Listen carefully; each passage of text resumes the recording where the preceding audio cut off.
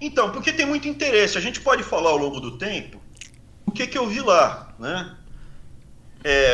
Tem muito os mecanismos, as estruturas. Eu gravo uns videozinhos no YouTube explicando o mecanismo, como ele funciona, os grupos, os interesses. Quem tá por trás desses mecanismos? Quem que são os grandes poderosos aí? Você tem nome? São empresas? Quem que é essa galera que financia essa ala ideológica na política que visa destruir a nossa sociedade?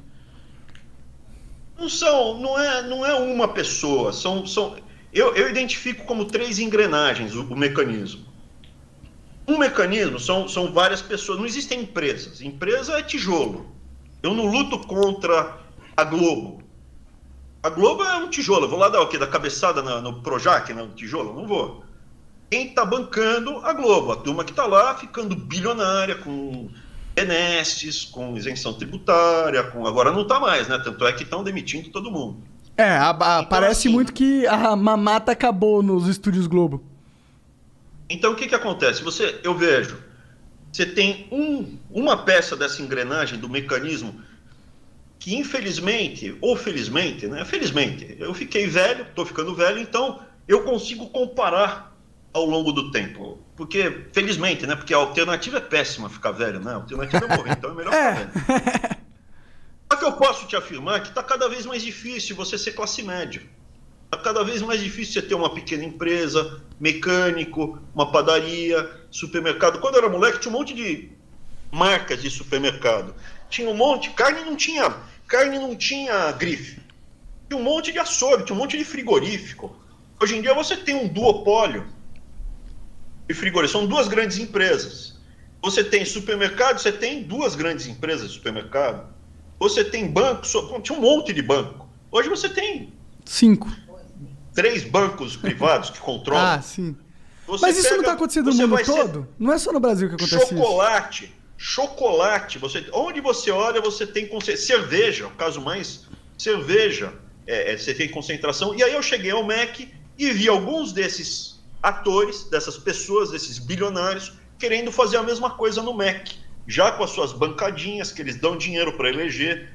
A bancadinha deles, eles fazem que nem portfólio de ações. Eles não colocam tudo num partido, eles distribuem. Não, aqui vai ser um nesse partido, outro nesse partido, outro nesse.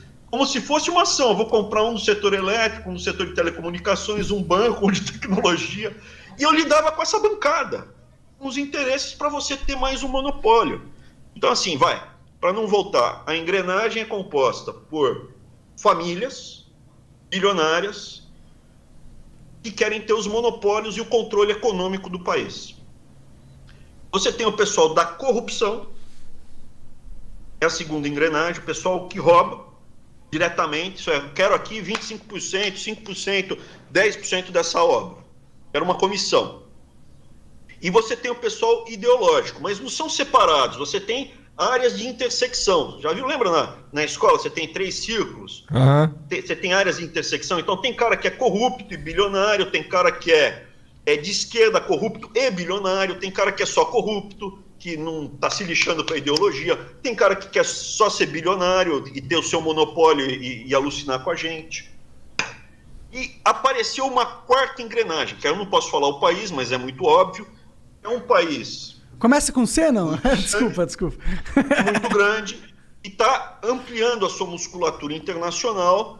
E aqui do Banco Mundial eu vejo que é o mesmo método em todos os países, porque eu estou tendo contato no Banco Mundial com representantes de todos os países.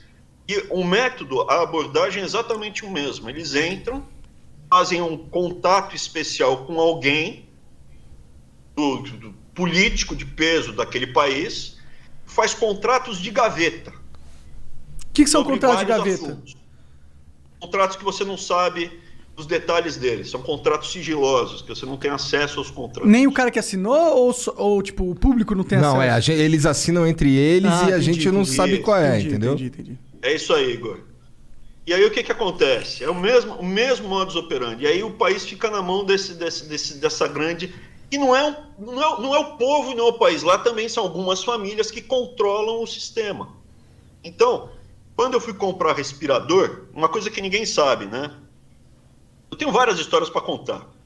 Eu fui um dos primeiros a ser acionado na pandemia porque eu tinha 2 frentes.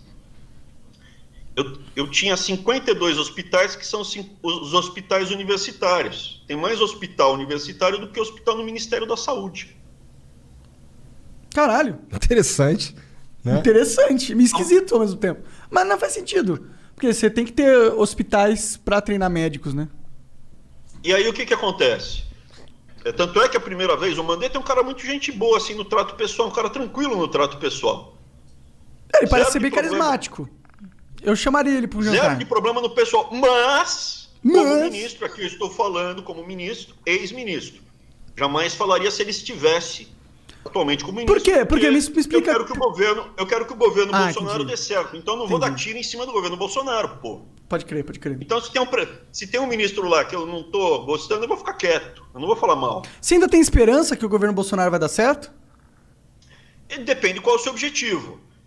Passar as reformas estruturais que a gente precisa. O principal que me fez sair, que me fez sair para dar o apoio inicial era evitar que o Brasil virasse Venezuela.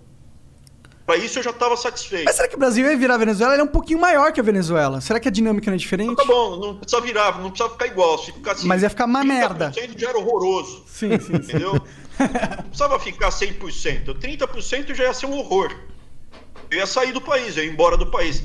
Eu falei com meu irmão, Arthur, a gente embarca nessa briga ou vai embora do país? Eu falou, vamos embarcar na briga. Pelo menos se der errado a gente sai que nem homem. Sai brigando, sai na peleia. Não saiu de cabeça abaixo. Saiu cuspindo. E no final a gente acabou saindo do país, né? Esse foi o pior. Mas saiu cuspindo. Mas a gente já tava... Sim, lógico. Me diverti muito.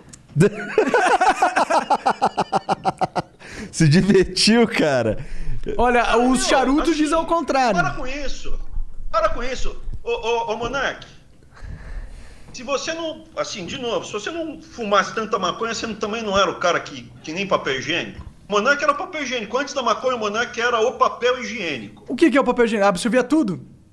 Não, ou tá no rolo ou tá na merda.